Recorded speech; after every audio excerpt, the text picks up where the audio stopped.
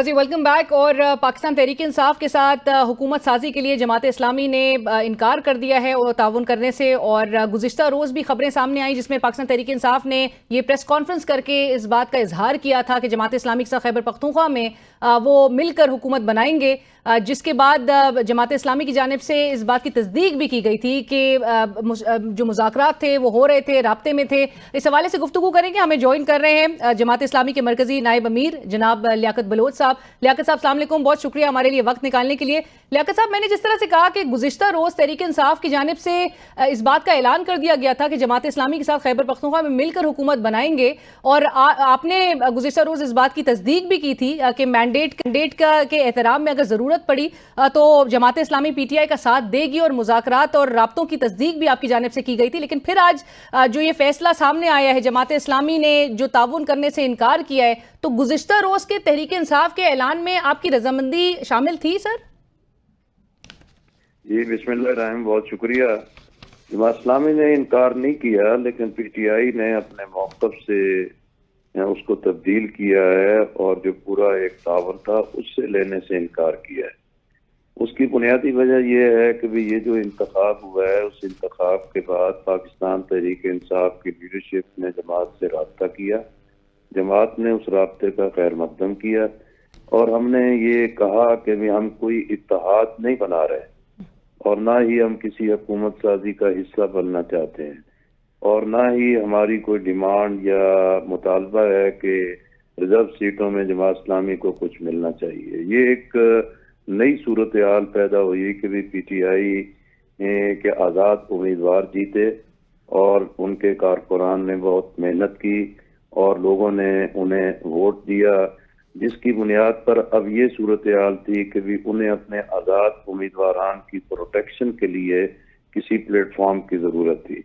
और हमारा मौक़िफ़ था कि भी ठीक है, हम इसको बगैर मशरूत जो है, बगैर किसी लालच और तमा के बिल्कुल उनको फैसिलिटेट करेंगे और हम मैंडेट का एहतराम करते हैं। लेकिन PTI के ज़ाहिर है कि उनका अपना एक राइट है, वो चीज़ों को पेश नज़र भी रखते हैं। कल शाम को उन्होंने मुझे कहा कि भाई वो सिर्फ कौमी सतह पे नहीं बल्कि खैबर पख्तूनख्वा की सतह पर जमात इस्लामी से ताउन हासिल करेंगे। तो मैंने कहा कि अब ये एक सिचुएशन बदली है और मौक़िफ़ में तब्दीली आई है, तो हम अपनी मशावरत के बाद ही आपको आगाह करेंगे। पर हमने उनको बिल्कुल वाज़े तौर पे आगाह कर दिया कि भी जब आप कौमी सतह पर ये चीज़ नहीं कर रहे तो खैबर पख्तूनख्वा में भी जहां आपके लिए सहूलत है आप उसी के मुताबिक फैसला कर ले, हम उसको खैर मकदम करेंगे। तो इसलिए ना इनकार की बात है ना इकरार की बात है, ये एक खास नौयत में फॉर टाइम बीइंग कुछ दिनों के लिए एक फैसिलिटेशन थी जिसके बारे में तय नहीं हो सका, और PTI अपने फैसले में खुद आज़ाद है और जो भी फैसला करें हम उसका खैर मकदम करेंगे। सो आप अब मजीद मुज़ाकरात की तवक्को नहीं रखते? मेरा ख्याल है कि अब शायद मरला गुजर गया है। जो चीज़ हो रही थी उसके बाद फिर जब एक दफ़ा चीज़ ब्रेक हो जाती है तो ये तो अब डिपेंड करता है कि भाई उन्होंने अपने फैसले कर लिए हैं, उस फैसले में वो आगे बढ़ रहे हैं। तो मैं तो कहता हूँ कि भी हम वेलकम करते हैं, वो किसी भी पार्टी के साथ करें, किसी भी जमात के साथ करें, अपने फैसलों का खुद ही कौम को भी हिसाब देना होगा और लोगों के सामने भी वो खुद ही जवाबदेह होंगे।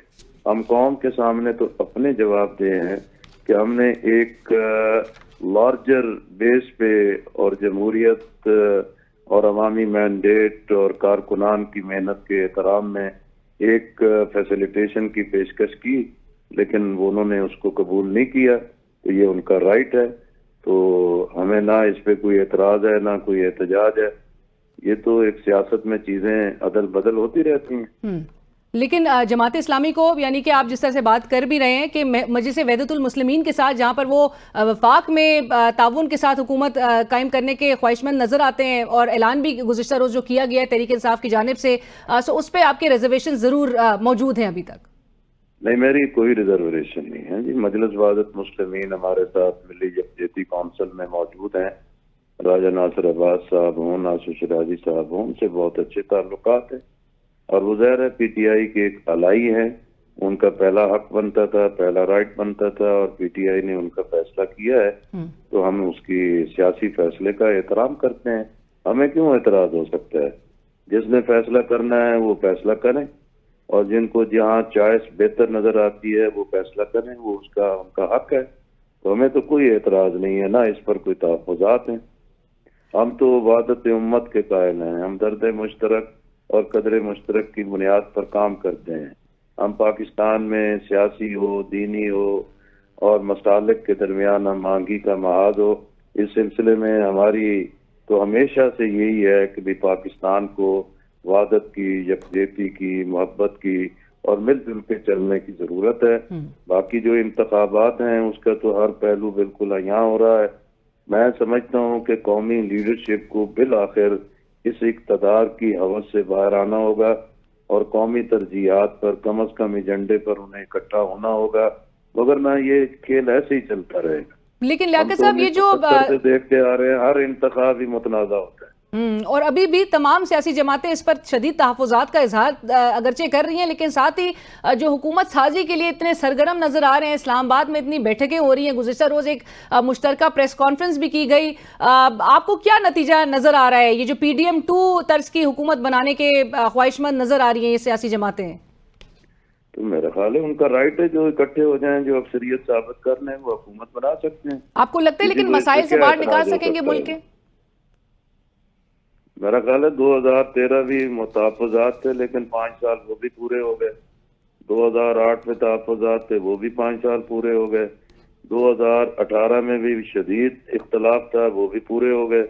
تو 2024 میں بھی پہلے سے زیادہ تحفظات اور اعتراضات ہیں، لیکن سیاسی جماعتیں کبھی بھی اس چیز کو اپورٹ نہیں کرتے کہ وہ اسمبلیاں توڑوا بیٹھیں. اب عمران خان صاحب نے درمیان میں اسمبلیاں توڑ دیں، اور اس اسمبلیوں کے توڑنے کا جو بالآخر ملک کو نقصان ہونا تھا وہ تو سب کا نقصان ہے. اس لیے میں سمجھتا ہوں کہ پولیٹیکلی اگر یہ کام نہیں کریں گے، پرفارم نہیں کریں گے، تو مینیجر جو ہیں کہ وہ ان کو ہٹا کے انہی میں سے کسی اور کو لے آئیں گے اور یہ اسی تنخواہ پہ کر راضی رہیں گے انشاءاللہ. بہت شکریہ لیاقت بلوچ صاحب، تھینک یو سو مچ سر. بہت شکریہ آپ کے وقت کا. مرکزی نائب امیر جماعت اسلامی جناب لیاقت بلوچ صاحب اس وقت ہم سے بات کر رہے تھے، اور حیرت اس بات پر ہو رہی ہے کہ تحریک انصاف نے گزشتہ روز ہمارے ہی پروگرام میں عمر ایوب صاحب نے یہ بات کہی تھی کہ ٹی او آرز تقریباً فائنلائز ہو گئے ہیں، جلد اس کا اعلان کر دیا جائے گا اور جماعت اسلامی لیڈ گورنمنٹ ہوگی خیبر پختونخوا میں. لیکن جس طرح سے پھر اس کے بعد ایک صورتحال کا سامنا پاکستان تحریک انصاف کو کرنا پڑا، جہاں پہ صوبائی اسمبلی میں اس اعلان کے فوری بعد جماعت اسلامی کی جو نشستیں تھی وہ نیچرلی وہ لوز کر گئے، جس کے بعد تحریک انصاف خود یہ بات کہنے لگی کہ کوئی جواز نہیں رہتا اب ان کے ساتھ مل کر حکومت بنانے کا. لیکن اگرچہ دیگر سیاسی جماعتوں کو ابھی بھی پاور شیئرنگ فارمولا جو ہے اس کو طے کرنا ہے، نیگوسیشنز ہو رہی ہیں، تمام سیاسی جماعتیں اپنے لیے کچھ حاصل کرنے کے لیے منورنگ کر رہی ہیں. سچویشن کس طرح سے انفولڈ ہوتی ہے کل کے روز یہ بھی دیکھا جائے گا. ادھر بڑھیں گے ایک بریک کی طرف، لیکن بریک کے بعد جب ہم واپس آئیں گے تو بین الاقوامی دنیا اس پورے انتخابات اور یہ جو اس کا آفٹر میتھ ہے، اس پوسٹ الیکشن سیناریو ہے، اس کو کیسے دیکھ رہی ہے؟ انٹرنلی ہم انسٹیبل ہیں، انسٹیبلٹی کا شکار ہے، اس کو باہر کی دنیا کیسے اخذ کر رہی ہے اس پورے صورتحال کو؟ اس پہ بات ہوگی ایک بریک کے بعد.